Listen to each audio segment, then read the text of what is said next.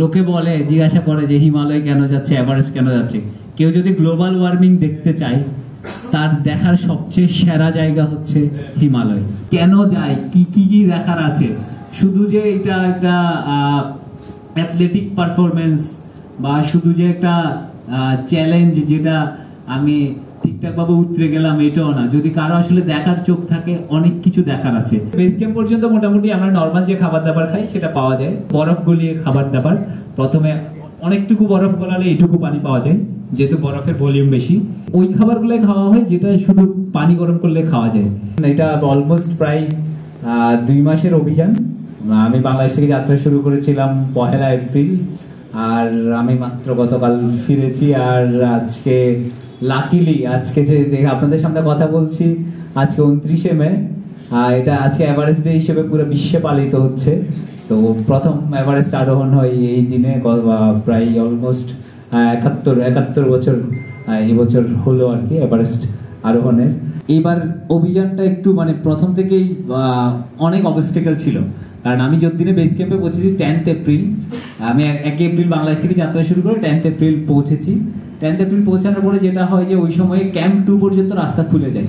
এভারেস্টের একটা বড় মুশকিল হলো, মানে বড় অবস্টেকল যেটা আমি যদি বলি, বাধাগুলোর মধ্যে একটা হলো খুম্বু আইসফল। মানে বেস ক্যাম্প থেকে ক্যাম্প 1-এ যাওয়া, 5300 মিটার থেকে 6100 মিটারে যাওয়া। তো এটার রাস্তা বেশিরভাগ সময় খুলে যায়। তো এইবার সেটা হয়নি। 10th এপ্রিলে আমি যখন গিয়েছি তখনও এই খুম্বু আইসফলের রাস্তাটা ওপেন হয়নি। কারণ হচ্ছে মানে গ্লোবাল ওয়ার্মিং এর ব্যাপারগুলো যে আছে, গত কয়েক বছরের মধ্যে এই বছর সবচেয়ে কম তুষারপাত হয়েছে। তো এই জন্য যে রুট ওপেন হয় এটাতে মুশকিল হয়ে গেছে। এবং পরবর্তীতে যখন আসলে রুটটা ওপেন হয়, প্রত্যেক বছর সেটা 5-6 ঘন্টার রুট হয়। বেস ক্যাম্প থেকে ক্যাম্প 1 খুম্বু আইসফল। আইসফল ব্যাপারটা একটু ছোট্ট করে বলি, মানে বরফের প্রপাত। আমরা তো জলপ্রপাত চিনি, এটা হচ্ছে বরফের প্রপাত। এবং এটা খুবই ট্রিকি। অনেকগুলো পপকর্নের মতো শেপের বরফ আছে, প্রচুর তুষার ফাটল আছে, অ্যালুমিনিয়াম ল্যাডার দিয়ে ক্লাইম্ব করতে হয়, এবং প্রচুর ক্রেভাস আছে আর কি এখানটায়। তো এইটা খুবই ট্রিকি। প্রত্যেক বছর 5-6 ঘন্টার রুট হয়, এবার সেটা অলমোস্ট 10 ঘন্টার রুট ছিল এই খুম্বু আইসফলের মধ্য দিয়ে রাস্তা। এবং এরপরও অসংখ্য দুর্ঘটনা ঘটেছে খুম্বু আইসফলে। ইনফ্যাক্ট আমাদেরই একজন নেপালি মেম্বার, সে একটা ওভারহ্যাং থেকে পড়ে গিয়ে শেষে ওকে হেলিকপ্টার রেস্কিউ করতে হয়েছে। তো প্রচুর প্রচুর পরিমাণে দুর্ঘটনা হয়। আর ইন দ্য মিন টাইম আমি আসলে গিয়েছিলাম 2টা পর্বত আরোহণ করতে। আমি আসলে বেসিক্যালি 3টা পর্বত আরোহণ করেছি। যে খুম্বু আইসফল যখন রুট ওপেন হচ্ছিল না, আরেকটা পিক 6119 মিটারের একটা মাউন্টেন, মাউন্ট লোবুচে ইস্ট। তো এইটাও আমার ক্লাইম্ব করা হয়ে গেছে। এটা আমি করেছি উচ্চতার সাথে খাপ খাইয়ে নেওয়ার জন্য। খুম্বুতে যেহেতু আমি যেতে পারছিলাম না, উচ্চতার সাথে খাপ খাওয়ানোটা বেসিক্যালি খুব ইম্পর্টেন্ট। মানে পর্বতে একটা নিয়ম আছে, গো হাই স্লিপ লো। আমি উপরের দিকে যাব, আবার একটু ঘুমানোর সময় একটু নিচের দিকে এসে ঘুমাবো। ক্যাম্প 1 টাচ করে হয়তো বেস ক্যাম্পে এসে ঘুমাবো, তাহলে শরীরটা উচ্চতার সাথে ঠিকঠাক ভাবে অভিযোজিত হয়। লোকে বলে, জিজ্ঞাসা করে যে হিমালয় কেন যাচ্ছে, এভারেস্ট কেন যাচ্ছে। কেউ যদি গ্লোবাল ওয়ার্মিং দেখতে চায়, তার দেখার সবচেয়ে সেরা জায়গা হচ্ছে হিমালয়। মানে এই গ্লেশিয়ার গুলা, এর আসলে কোনো বিকল্প নাই। কারণ হচ্ছে গ্লেশিয়ার গুলো যে আমরা বলছি যে গ্লেশিয়ার গলে যাচ্ছে, পেছনের দিকে সরে যাচ্ছে, এটা একদমই সত্যি। এটা আমি প্রথমবার রোটেশনে গিয়ে দেখছিলাম যে গ্লেশিয়ারটা যেখানে ছিল 15 দিনের ব্যবধানে সেটা অনেক পেছনে সরে গেছে। আরেকটা জিনিস বলা হয় যে গ্লেশিয়াল থিনিং হয়ে গ্লেশিয়াল লেক সৃষ্টি হয়। আমরা দেখি খুব সুন্দর সুন্দর লেক, দেখবেন গোকিও লেক, ইলিজো লেক, এরকম অনেক সুন্দর সুন্দর লেক।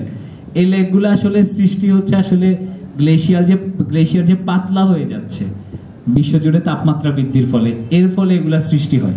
কেন যায়, কি কি কি দেখার আছে, শুধু যে এটা একটা অ্যাথলেটিক পারফরমেন্স বা শুধু যে একটা চ্যালেঞ্জ যেটা আমি ঠিকঠাক ভাবে উতরে গেলাম, এটাও না। যদি কারো আসলে দেখার চোখ থাকে, অনেক কিছু দেখার আছে। সেটা হতে পারে যে গাছগুলা যে 2500 মিটার উচ্চতায় যে গাছ, লম্বা গাছ আছে, সেই একই গাছ, সেই একই জুনিপার গাছ 4000 মিটারে গিয়ে ঝোপ হয়ে যাচ্ছে। একই গাছ, ও হচ্ছে তাপমাত্রা যাতে কম হারায় সেজন্য নিজের আয়তন ছোট রাখে, কিন্তু শিকড়টা অনেক মোটা। তো এইরকম ছোট ছোট আসলে অনেক কিছুই দেখার আছে, যদি একটু দেখার চোখটা থাকে ওই ভিশনটা যদি সবার থাকে তাহলে এটা সহজ হয় আর কি।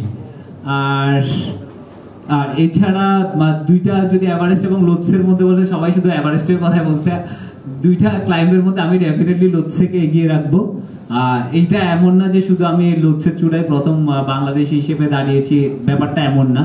আমি যেহেতু ক্লাইম্ব করতে পছন্দ করি, তো আমাকে লোৎসের ক্লাইম্বটা মানে বেশি আনন্দ দিয়েছে, কারণ এটার চ্যালেঞ্জটা, ডিফিকাল্টিসটা অনেক বেশি ছিল। ফেস ধরে ক্লাইম্ব করতে হয়। তো পর্বতে মোটামুটি 3 ধরনের ক্লাইম্ব হয়। একটা হচ্ছে রিচ বা গিরিশিরা ধরে, দুই দিকে স্লোপ থাকে, ঢাল থাকে, এটা ফেস ধরে হয়। আর এটা হয় কুলোয়া বলে। কুলোয়া বলে এমন একটা জিনিস যেটা পর্বত গায়ের একটা সংকীর্ণ খাত, যেটা দিয়ে বরফ পাথর এগুলো গড়িয়ে পড়ে। তো কুলোয়া ধরে আমার ক্লাইম্ব করার সুযোগ হয়েছে জীবনে, এটা প্রথমবার। আমি অনেকগুলো মাউন্টেনে গেছি, কিন্তু কুলোয়া ধরে আমি কখনো ক্লাইম্ব করিনি। তো মানে it has been a great experience till now. পুরো এই দুই পর্বত এবং লাকিলি এভারেস্ট বা লোৎসের পরেও বলবো আর কি, যে আমি যে ঠিকঠাক ভাবে একদম সুস্থ শরীরে ফিরে এসেছি, এইটাও আমাকে খুব আনন্দ দিয়েছে। আমার হাত পায়ের ডগার কিছু হয়নি, যে চ্যালেঞ্জেস গুলো থাকে, আমি কোনো মাউন্টেন সিকনেসে পড়িনি বা এরকম কিছুতে পড়িনি। এটা আমাকে খুব আনন্দ দিয়েছে এবং লোকজন আমাকে প্রচুর জিজ্ঞেস করছিল, সাংবাদিকরাও জিজ্ঞেস করছিল আমি ঠিকঠাক আছি কিনা। আমি যে ঠিকঠাক আছি, আমি 2.5 দিনে লুকলা নেমেছি এবং আমি সেলিব্রেট করেছি, যেটা যে আমি 8.2 কিলোমিটার দৌড়ে কাঠমান্ডুর রাস্তায় আমার এই 2 মাউন্টেন ক্লাইম্ব করাটা সেলিব্রেট করেছি, which means I am in very good health।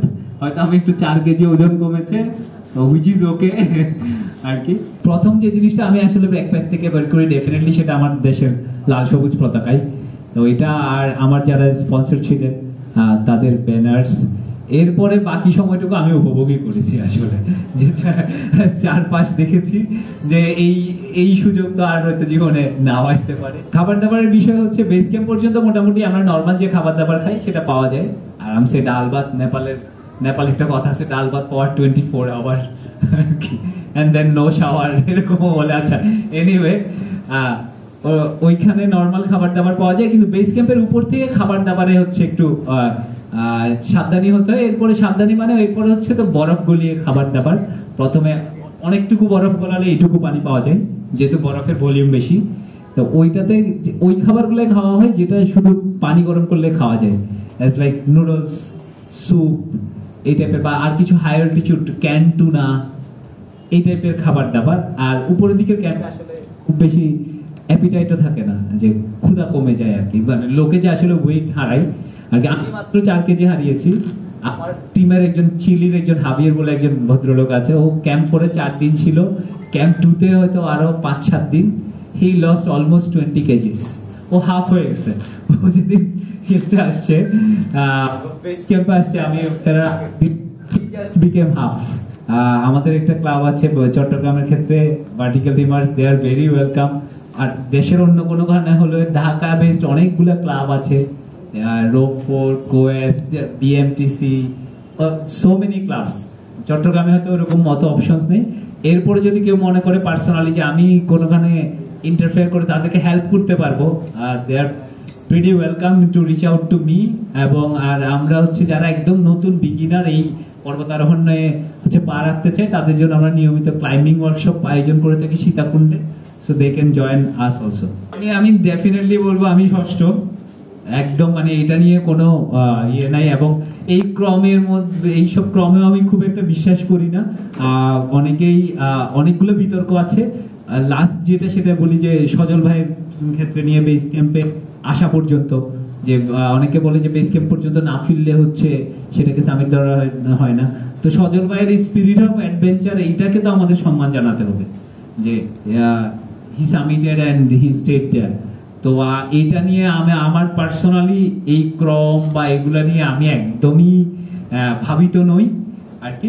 Still মানে সজল ভাই he is the 5th guy who submitted Everest from Bangladesh. ভবিষ্যৎ প্ল্যান বললাম যে অনেক টেকনিক্যাল মাউন্টেন আছে, সেটা 8000ই হতে হবে এমনও কথা নেই। তবে আমি I really love to see myself on top of Annapurna someday.